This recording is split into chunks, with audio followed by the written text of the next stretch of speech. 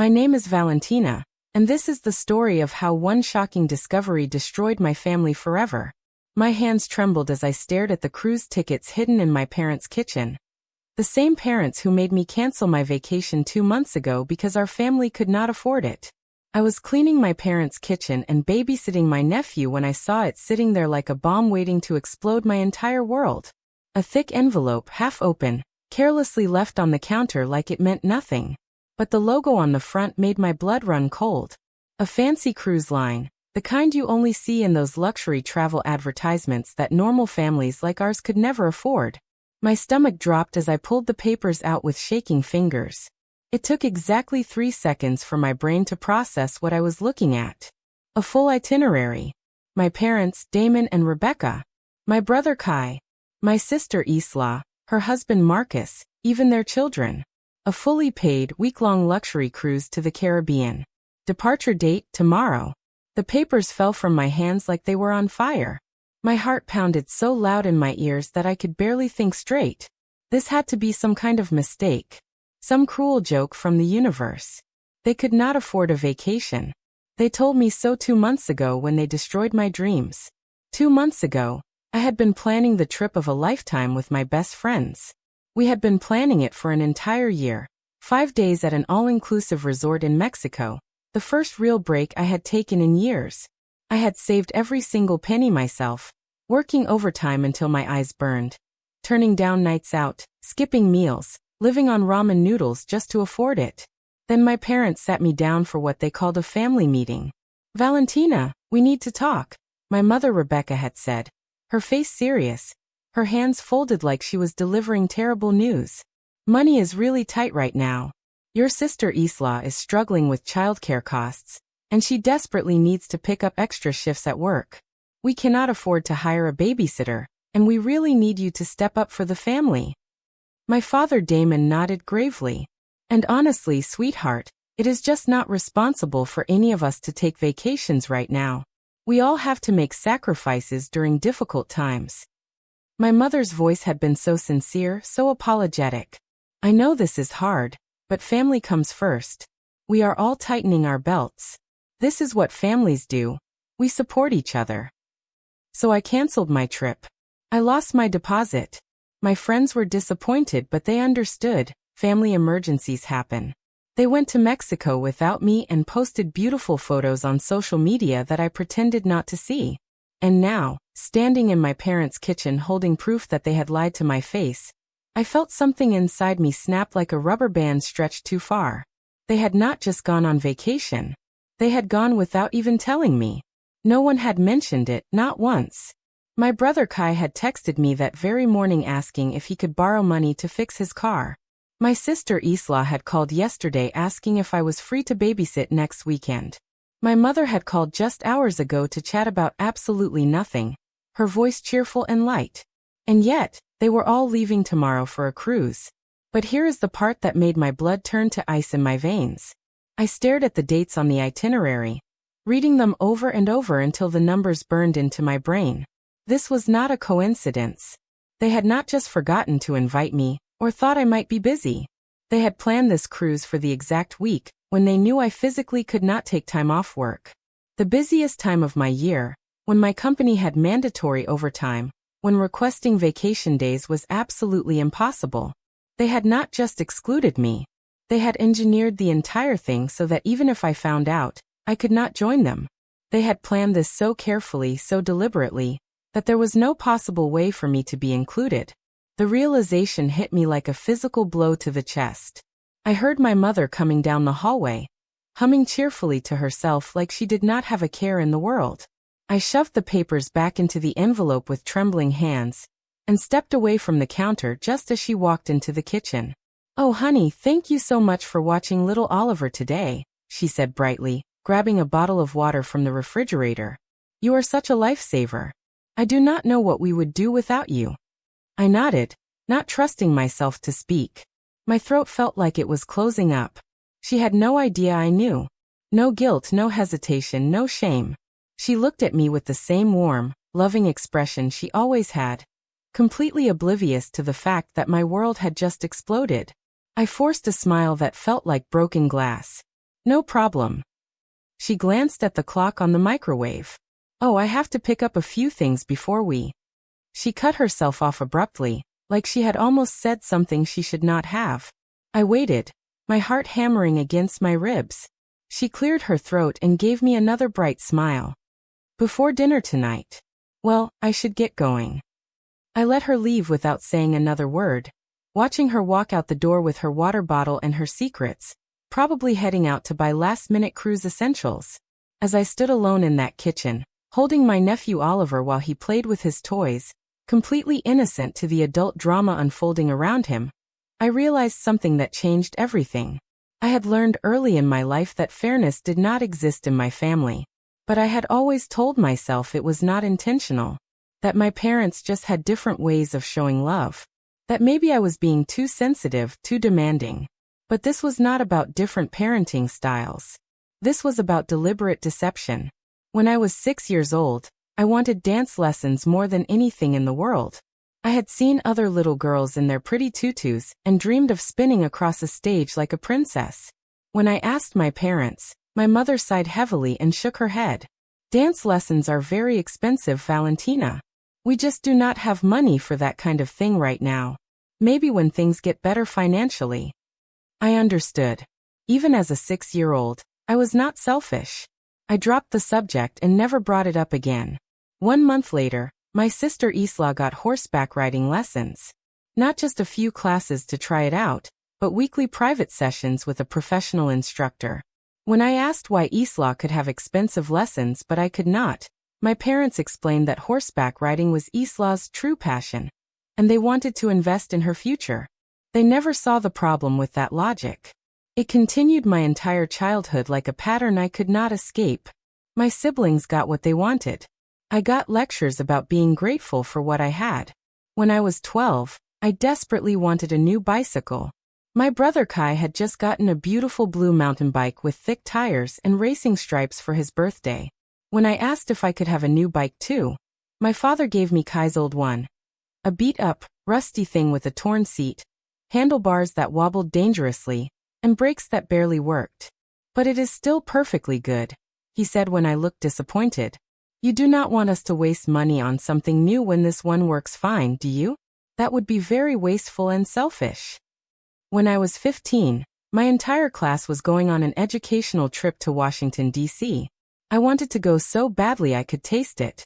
I saved up money from babysitting neighborhood kids, doing yard work for elderly neighbors, even skipping lunch at school so I could put away every extra dollar. A week before the deposit was due, my mother sat me down with her serious face again. Honey, we just cannot afford the Washington trip right now, she said, her voice full of fake regret. It is a lot of money, and things are really tight. Maybe there will be other opportunities. I nodded, swallowing my crushing disappointment. I knew how things worked in our family by then. 1 month later, my brother Kai went on an expensive ski trip with his friends. My parents paid for the entire thing, lift tickets, equipment rental, hotel, meals, everything. I asked about it once. Just once. My mother gave me that tired smile I knew so well. Sweetheart, it is different with Kai. He really needed this trip. It is important for his social development and his mental health. Apparently, my social development and mental health did not matter. I stopped asking questions after that. I learned to swallow my disappointment and keep my mouth shut. By the time I reached college, I understood my role in the family perfectly.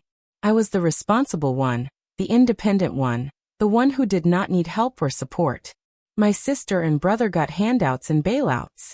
I got lectures about the value of hard work and self-reliance. When my sister Isla got married, my parents paid for her entire wedding. The venue, catering, flowers, dress, photographer, band, everything. It cost them over $30,000. Money they somehow found despite their constant claims of financial hardship. When I graduated from college with honors after working 3 jobs to pay my own tuition, they gave me a congratulations card with $20 inside. My brother Kai struggled throughout his 20s, making one terrible financial decision after another. He racked up credit card debt buying things he could not afford, lost jobs because he could not show up on time, got evicted from apartments, crashed cars, made every mistake possible with money. And every single time my parents bailed him out. They paid his debts, covered his rent, bought him new cars, gave him endless second chances. "You are doing fine on your own," my father told me when I finally asked why they never helped me the same way they helped Kai. "You do not need us the way he does. You are stronger, more capable. We are proud of how independent you are." What they did not understand was that I was not independent by choice. I had been forced to be independent because they never offered me any other option. I needed them just as much as my siblings did. I just never had the luxury of showing it because every time I tried, I was told I was being dramatic or selfish. By the time I started working full-time, my parents began relying on me constantly for favors.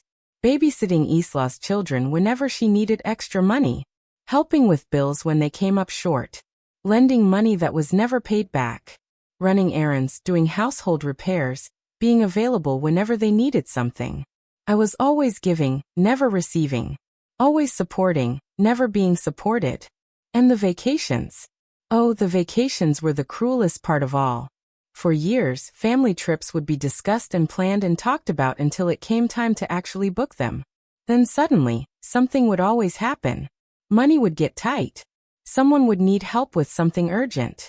Isla's kids would have school commitments, or Kai would have work obligations, or my parents would discover unexpected expenses that made travel impossible. So we would cancel the trip. Or at least, that is what I thought was happening. Now, staring at those cruise tickets, I realized the devastating truth. They were not canceling vacations. They were canceling my vacations. Every single time a family trip included me, it would mysteriously fall apart. But when it was just the rest of them, money was never an issue. Scheduling conflicts never mattered. Suddenly everything worked out perfectly. I thought about all the times I had sacrificed for them over the years. All the trips I had missed because I was told we could not afford them. All the friends I had disappointed. All the experiences I had given up. All the years I had put their needs before my own, believing that was what family meant. And I thought about how they had gone behind my back, planned this elaborate vacation, and scheduled it specifically, so I could not join even if I found out about it. I was not even worth a lie this time. I was not worth the effort of an excuse. That was the moment something fundamental changed inside me. Something that had been bending and bending for years finally snapped. I did not confront them. I did not make a scene. I did not demand explanations or apologies. I just stopped. The first test came 2 days later. My sister Isla called me in complete panic, her voice shrill and desperate. "Valentina, thank God you answered. Can you watch the kids this weekend? Something came up at work and I desperately need to pick up extra shifts. You know how tight money is right now." Under normal circumstances, I would have said yes immediately. I always did. I would have rearranged my own plans, given up my free time, canceled any personal commitments to make her life easier. That was my role in the family, the reliable one who was always available. Instead, I heard myself say, "I cannot do that." Complete silence on the other end of the phone. "What?" Her voice was genuinely confused, like I had spoken in a foreign language. "I cannot watch the kids this weekend," I repeated, my voice steady and calm. "I am busy." I could hear the shock and bewilderment in her voice. "But, you never have plans on weekends. You are always free to help out." That comment hit me like a slap across the face. She was not even trying to be cruel or manipulative. She genuinely believed that I had no life, no interests, no commitments outside of being available for my family's convenience. "Well, I have plans now," I said. "Sorry, but you will have to find someone else." And then I hung up. The text messages started within an hour. "Mom, Isla said you would not babysit this weekend. Are you feeling okay?" "Me, I am fine. Just busy." "Mom, busy with what? You never mentioned having plans." I did not respond. I let her sit with the uncertainty, the confusion, the realization that maybe she did not know me as well as she thought she did. The next day, my brother Kai called with his usual casual entitlement. "Hey Valentina. Random favor. Could you spot me like $200? Just until payday next week. You know how it is." I almost laughed out loud. This was the same brother who had just returned from a luxury cruise vacation that I was not invited to. The same brother who had been bailed out by our parents countless times while I was told I was too independent to need help.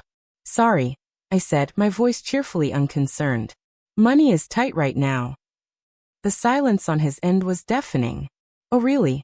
He sounded genuinely shocked. I mean, I did not think. You have never said no before.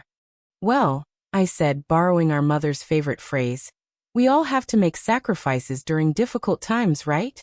I could practically hear his confusion through the phone. He mumbled something about figuring it out and hung up quickly. It did not take long for them to realize that something was very wrong. My mother called me that evening, her voice artificially sweet and concerned. Hi, sweetheart. Is everything okay? You have been acting a little distant lately. I leaned back on my couch and stared at the ceiling, feeling surprisingly calm. I am fine, Mom. Just focusing on work and my own life for a change. Oh, that is wonderful, honey. Very healthy. She paused, and I could hear the wheels turning in her head. You know, we really missed you this past week. I nearly choked on my own spit. They missed me. The people who had gone out of their way to make sure I could not be there. That is interesting, I said, my voice perfectly pleasant. I did not even know you were gone anywhere. The silence stretched between us like a taut wire. She had no idea I knew about the cruise. No idea that I had seen the evidence of their betrayal. Anyway, I continued, my tone light and casual. I hope you had a wonderful time wherever you went. I hung up before she could say anything else. The cracks in their carefully constructed world started forming immediately. Without me as their reliable safety net, everything began falling apart faster than they could handle. My sister Isla, suddenly unable to dump her children on me whenever she needed extra work hours, had to start paying for professional childcare. But childcare is expensive, and the extra money she made from additional shifts was completely eaten up by babysitting costs. She actually ended up making less money than before, because she had never bothered to do the math. My brother Kai, cut off from his usual source of emergency loans, ran out of people to ask for help. He had always assumed that if I was not available, our parents would bail him out like they always had. But our parents were struggling too, and they could not cover everyone's problems at once. The truth was, they had always depended on me more than they realized or admitted.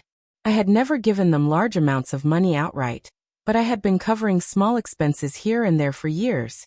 A grocery bill when they were short, a utility payment when money was tight, gas money, small loans that were never repaid, picking up the tab for family dinners. I had been patching holes in a sinking ship for so long that I had not realized I was the only thing keeping it afloat. And now that I was gone, the whole thing was going down fast. A week after I cut them off, my mother called my work phone since I had stopped answering my personal line. I let it go to voicemail and listened to her message later. Valentina, sweetheart, I know you are upset about something, but things are really difficult for the family right now. Your sister is struggling financially, and your brother is having a hard time making ends meet. We just need a little help getting through this rough patch. Please call me back as soon as you get this message.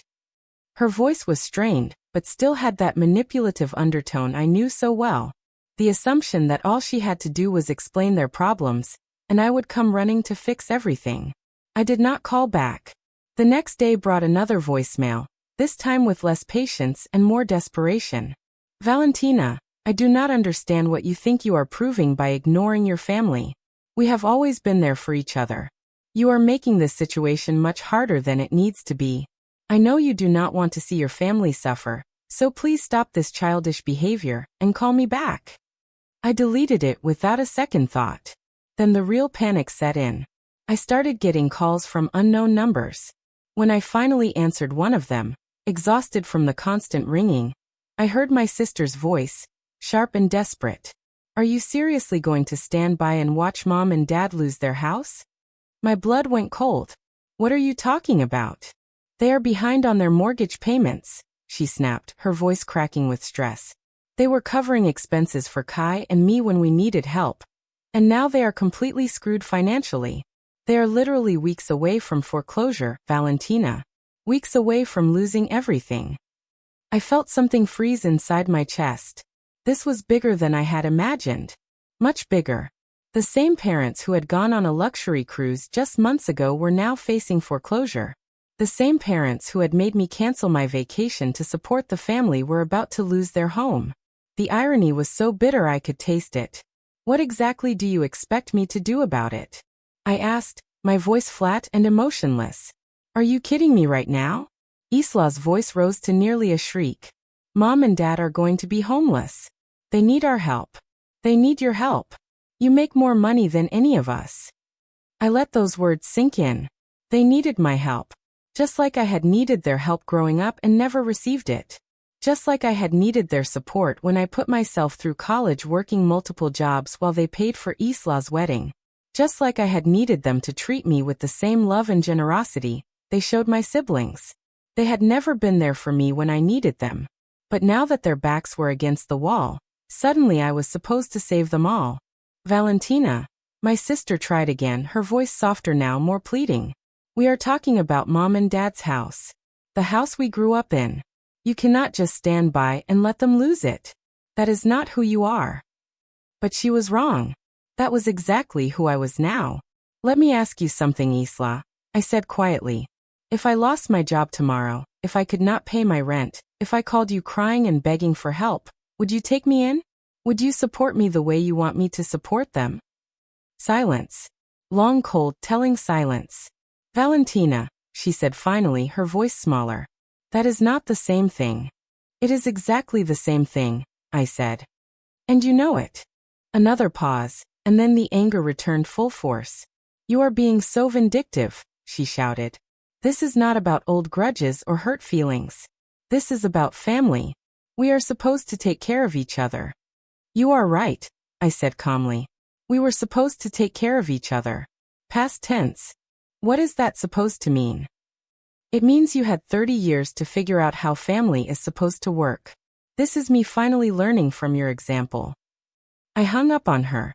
For the first time in my entire life, I felt no guilt. No second-guessing. No urge to call back and apologize. I felt nothing but a strange, peaceful emptiness where all my family obligations used to be. They had made their choices. Now they were living with the consequences. A few days later, my mother showed up at my apartment. I was not surprised. Boundary violations were standard operating procedure in my family. I opened the door to find her standing there looking completely destroyed. Her face was pale and drawn, her eyes red and swollen from crying, her usually perfect hair messy and unkempt.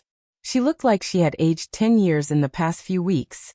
She did not even try to maintain her usual cheerful facade this time. Valentina, she whispered, her voice barely audible. We have nowhere else to go. Please. I let those words hang in the air between us. She meant it. They had exhausted every option, burned through every safety net, asked every possible person for help. I was their absolute last resort. And in that moment, I knew with perfect clarity that if I let them back in, if I helped them now after everything they had done, nothing would change. They would take my money, solve their immediate problems, and then go right back to treating me like the family afterthought. They would never acknowledge what they had done wrong. They would never change their behavior. And I would never be free. I am sorry, I said softly. But I cannot help you. Her face crumpled completely. Tears streamed down her cheeks as she looked at me like I was a stranger. Please, she whispered again. You are our daughter. We love you. We have always loved you. I felt something twist in my chest, but I pushed it down. Love was not just words. Love was actions. Love was treating people with respect and honesty and consideration. Love was not lying to someone's face while planning vacations behind their back. If our situations were reversed, I said quietly. If I was the one standing on your doorstep begging for help, would you let me in? More tears spilled down her cheeks, but she could not answer. We both knew what the answer was. I was your daughter when you decided to exclude me from the family cruise, I said. I was your daughter when you lied to my face about money being tight. I was your daughter for 30 years, and you never treated me like one. I stepped back into my apartment. Goodbye, Mom. And I closed the door. I stood there listening to her cry on the other side. I heard her plead one more time, her voice muffled and broken. I heard her footsteps as she finally walked away. And then it was over. I exhaled slowly, feeling something enormous lift off my chest. A weight I had been carrying for so long that I had forgotten what it felt like to breathe without it. For the first time in my life, I was free. Free from their expectations, their manipulation, their endless demands. Free from the role they had forced me into since childhood. Free from trying to earn love that was never going to be given freely. I was finally free to live my own life. But I have to ask you, was I wrong for not helping them in their moment of desperate need? Should family loyalty override years of mistreatment and betrayal? Or did I do the right thing by finally setting boundaries and protecting myself? The decision has been made, and I have no regrets. But I am curious to know what you think. Leave your thoughts in the comments below, and do not forget to subscribe to our channel for more real-life stories that will shock you to your core. Your support means everything to us, and it helps us continue sharing these powerful, emotional journeys that so many people can relate to.